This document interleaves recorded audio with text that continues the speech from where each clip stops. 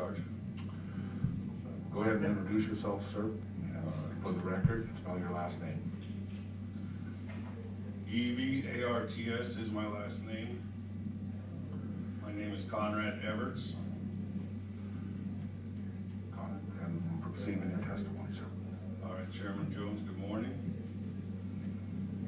We're all in this together. Who am I? I'm Conrad Everts. I'm the husband of a nurse. I'm an asthmatic survivor of COVID-19. And a year ago, I owned 3 thriving businesses that brought money into Helena from all over the world. Who in this room knows what this is?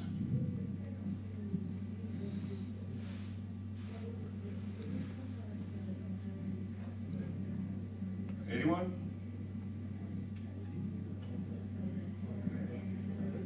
These are World Health Organization vaccine cards that I've carried for 30 years to get into the 43 countries I've done business in.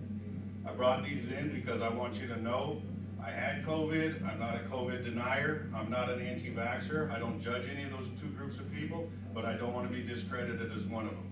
Okay? I assure you I have more vaccines than anybody in this room. The hardest part about being here today is I know it is a complete waste of time. None of you have defended small business in a meaningful way since COVID was released on Americans. You'll listen and probably lie to my face like Gianforte did this summer in a bank parking lot in Helena when he said in front of the cameras that we'll have the South Dakota model if I vote for him.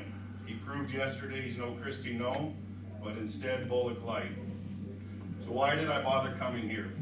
Because I still have a drop of hope. After a summer of lonely desperation of moving dirt by hand and returning calls to clients losing everything, somehow I still have the muscle memory of civic participation. Mr. Chairman? We're getting there. I'm not the chairman. I'm sorry to interrupt. Mr. Chairman, I object. Maybe you don't know the rules, but could you go over the rules about saying personal names? Yes, sir. We can't say you can identify it by his title, but not personal names. Oh, yeah, sorry. Not savvy with your rules. I've been up working. So he proved yesterday he's no governor of South Dakota, but instead former governor of Montana Light. So why did I bother coming here? Well, a friend asked me, and I still have a drop of hope. After a summer of lonely desperation of moving dirt by hand and returning calls to clients losing everything, somehow I still have the muscle memory of civic participation.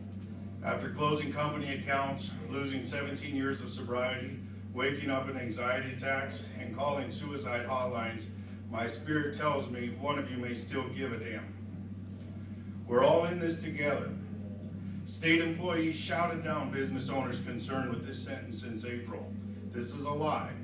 While arbitrary and capricious mandates from state employees have destroyed my business and my clients' businesses, those same state employees haven't lost a cent, nor have they been endangered like nurses and grocery store workers. The fact is, with rare exception, they've been living pretty well with lower transportation costs, child care costs, wardrobe costs, and lighter workloads.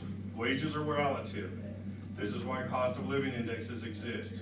I can assure you that compared to the massive hit my clients and I took in 2020 and the further reduction we anticipate in 2021, state workers will already receive the equivalent of a 70% raise compared to those of us whose livelihoods are reduced to ashes. Resentments aside, here's how it works. I make less, I pay less in taxes. Across the board, state workers have been all in on the livelihood destroying directives. Now they reap what they sow. I brought this sign for Julie Dooley because I don't need it anymore.